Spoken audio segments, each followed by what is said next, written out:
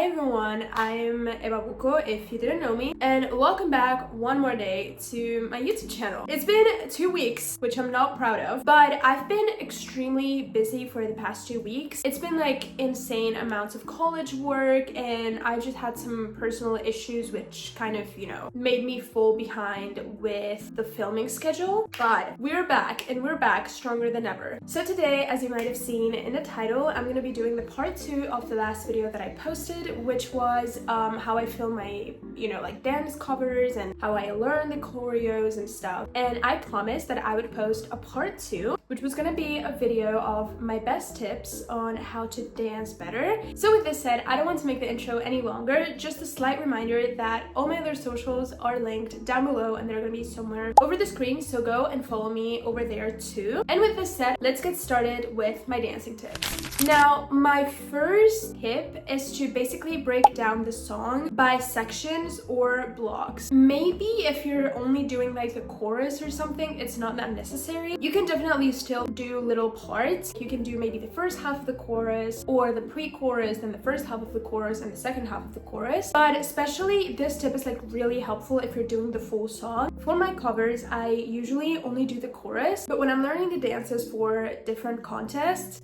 of course, I have to learn the full song. So I feel like dividing it by blocks is the most helpful way for me to not get overwhelmed. What I like to do is I do maybe like first verse, pre-chorus. It depends on, the structure of the song itself. But I'm gonna leave over here, for example, the structure that I'm currently using to learn Deja Vu by TXT, because it's a song that I need for a contest. And this is basically the schedule. Not the schedule. This is the sections that I'm using to divide the song and not feel overwhelmed, basically. And now moving on to my second tip, focus on marking lines with your arms and legs. Let me explain. Back when I started dancing K-pop in 2018, 2019, when I was like 14, 15, I used to let my arms just like wobble a lot. They were not marking straight lines. They were not like, for example, let me set an example. If there's a step that has to go like this, your arm can't be like this, your arm can be like this, it has to be like this. And this is something that I got really used to because I usually dance in front of my mom to show her my progress and new stuff that I've been learning, and she was very insistent with this. I remember being so annoyed when she kept repeating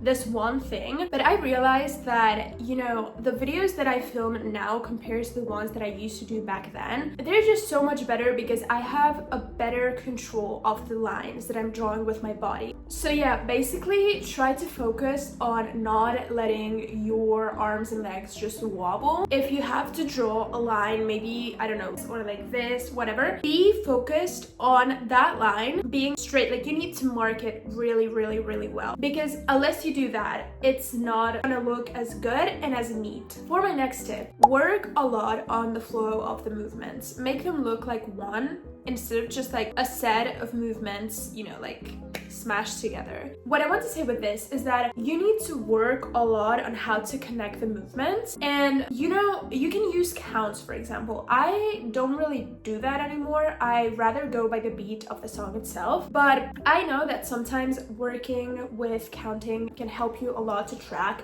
how you basically connect everything together. Think of it as basically melting one step into the other. You're painting with your whole body, if that makes sense. But if you don't blend them together, it's not gonna look good. Like, imagine, for example, repetitive as that may sound, imagine it as makeup. When does makeup look good? When it's blended together, right? If you can tell the concealer is not blended, the contour is not blended, then it doesn't look good. But when it's all blended together, that's when it gives you the amazing, perfect, shiny, whatever look, right? So the same goes with dance. If you just grab a bunch of steps and put them together with no cohesive energy, it's not gonna look good. You need to work a lot on making them flow together. I don't really know how to explain this. This is just something that you need to work on. And basically, trust me, with practice, if you focus on getting better at this, you're gonna get it, but you need to practice to understand this. Tip number 4. When you start learning a new choreo, focus on the general outline and not on the details. Listen, back in the day, I used to get so overwhelmed while learning choreos, and that's why I never actually finished learning any of them, because I was so focused focused on every single little detail right from the get-go that I was going insane. But recently I was like, listen, first start with like, I don't know, half of the original tempo of the song and just learn the outline. It doesn't have to look good, it doesn't have to be perfect, just learn the steps. At this point, they don't even have to look cohesive. This whole flow thing that I mentioned before, in this stage of learning the choreo, it doesn't matter. At this point, the only thing that matters is that you remember the general outline of the steps. That's it. For example, if you have to turn left at some point, if you have to raise your right arm at some point, just remember that. And try practicing that very, very, very slow and build up the tempo very slowly. Then after that, we'll get to details and I'll mention that later. But when you get started, don't overwhelm yourself by trying to make it look perfect. You're just trying to get the choreo. It's just like the base level, it's the bottom level, you know? You can't start a house by building the roof. Think of it like that. But now talking about focusing on details, my tip number 5 is that once you start focusing on details, focus on every single one of them. I have 2 main examples of this so you understand. I recently did a cover of Gnarly by Cat's Eye, and there's a step where they go like this, okay? And when I first started doing that, which by the way, I don't know why, but it's just like a silly step. But when I started learning this, I thought they were doing this, okay, like this. But no, when I checked the video better and I looked at their hands are pointing down. If you're learning the choreo for fun, and if you're just, you know, not taking it seriously, these kind of things don't matter. But if you're really trying to get good at it, or if you're like practicing for a contest or whatever, these are really important. Another very, very, very clear example of this is the Deja Vu chorus by TXT. As I said before, I'm learning this song for a contest, and I learned the chorus, and there's a step that I feel like most people would not realize that it has like such a tiny little detail, but it makes such a big difference. This step, okay, I was doing it like this. Okay, like these were my hands. However, if I recall correctly, which I think I do, the first hand they use is the left one. And they start going over from the right side of the waist and they do this movement, okay? But the palm of their hand is facing up. However, when they go in with the right hand to follow up, this one is facing down. So it's not like this, it's not like this, it's this. Which, again, if you're just learning for fun, if you're learning to just dance by yourself, if you're not really trying to perfect what you're doing, it's fine. It's not a big deal. Like, most people would not notice. Again, I didn't notice myself. But if you're actually learning this song for, I don't know, you want to get like really good at it, or for a contest like I was doing, as I said, it's very, very important to focus on those tiny little details. But again, we're doing this once the general outline of the choreo is done. We're not focusing on doing this perfectly right from the start, unless you want to have like a mental breakdown like I usually do. Tip number 6, record yourself to monitor everything that you're doing. I used to not record myself a lot some years ago, but recently I even record myself during practice so I can see what I'm doing wrong, because sometimes I might be doing a step way too soft, or I'm not putting in as much energy as I think I am, or I don't know, my arm is wobbling somewhere. I don't know, I might be doing something wrong. So yeah, basically remember to record yourself. What I personally like to do is to record myself for, I don't know, maybe I do 10 different tries, and then I look at the video, which is usually like, I don't know, 3-4 minute long. I check what I'm doing wrong and I fix it for the next day. This way, since I'm doing multiple takes in one, I can see if there's like, I don't know, a recurrent mistake, if it's something that I only did once because I wasn't paying attention. So yeah, you guys just record yourselves. Now for tip number 7, focus a lot. And when I say a lot, I mean a lot on facial expressions. When I say facial expressions can either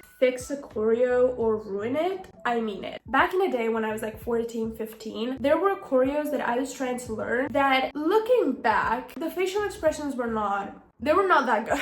A big part about being a good dancer is to have a good presence. You need to have, I don't want to use the word aura because I don't like the word like aura, but you get what I'm trying to say. You need to have a certain type of energy, and you need to radiate confidence, even if you're not confident. But there has to be this energy about you that, you know, projects to the person who's watching. And basically, this ties a lot with facial expressions. For example, if you're doing a dance, let's say you're doing kind of like a more, let's say a sexy dance, for example. You're doing something that it's a little bit more mature, a little bit more, you know, that kind of dance. You can't have a poker face on. It's not gonna give off what you think it's giving off. And you might be doing the steps perfectly. You might have the perfect energy. But if your face is like this all the time with no energy, it's not gonna work.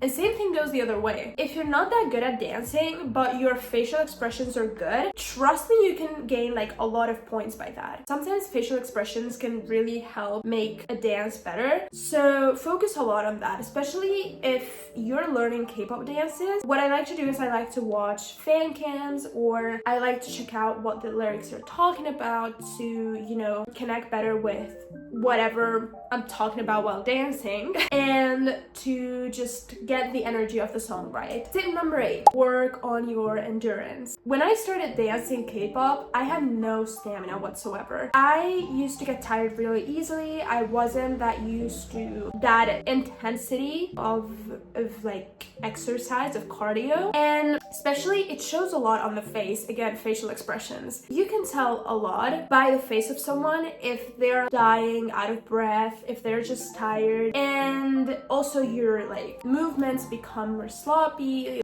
It's a mess. So working on your endurance is a very important part if you really want to be good at dancing. That's why most dancers work a lot, even like on their like core area, on their abs, go to the gym, they run, they do like a bunch of things so they can keep up with the insanely hard routines that they have to do sometimes. Tip number 9, work on balance, especially to go down and to go up. Now this is something that's very important, and I'm gonna explain why. My mom and I always laugh about this because when I started dancing, I mainly did Blackpink choreos back in the day. And for example, there's this one choreo. They do it in most choreos, but I'm thinking it's either playing with fire or as if it's your last. I don't know, but I think it's playing with fire. But there's a step where they go down and then you have to like come up. For example, imagine Pretty Savage. This step. If you have no balance, trust me, I know from experience, you will go down, but you will not go up. And this is why working on balance and in muscles in your legs, by the way, it's very, very, very important. Because I remember being like 14 and just trying to show this new dance to my mom and going down and not being able to go up because I have no strength in my legs, and also I had zero balance. I was constantly stumbling left and right, like whatever. Is that a thunder? Is that a thunder? Is that a thunderstorm? Or am I tripping? No, I think there was a thunderstorm last night, but I thought it was over. But yeah, as I was saying, balance is very, very, very important. So I don't really know how to work on it. I just kept dancing and it got better over time. But I'm sure if you go and check it out, there has to be like specific exercises to make it better. And now for my last tip, which is tip number 10. This is something silly. It's not really a tip for dancing, but this is something that works for me at times. You can definitely try to add baggy clothes or like flowy kind of clothes, because sometimes it just makes you look better. Because I feel like, especially when I dance to like hip hop or something more like that, it just looks better. Now of course some choreos might require you to wear something different, not always like baggy clothes, but I feel like they just make it look better. I don't know why, but you know, especially these like baggy pants, the ones from Urban Outfitters, that's like a staple for every dancer. An oversized t-shirt, something like that. It will make you feel more comfortable, and again, I feel like it just makes it look even better. And now with this said, these were my 10 tips to get a little bit better at dancing. Hopefully these were helpful for you guys. If you have any questions, if you want to share anything about your dance journey or any other tips you might have, feel free to share them down in the comments below, and also to like this video, to share it with all your friends, and to follow me on my other socials, which are going to be somewhere over the screen and linked down below as always. And with this said, see you guys in the next video. Bye bye.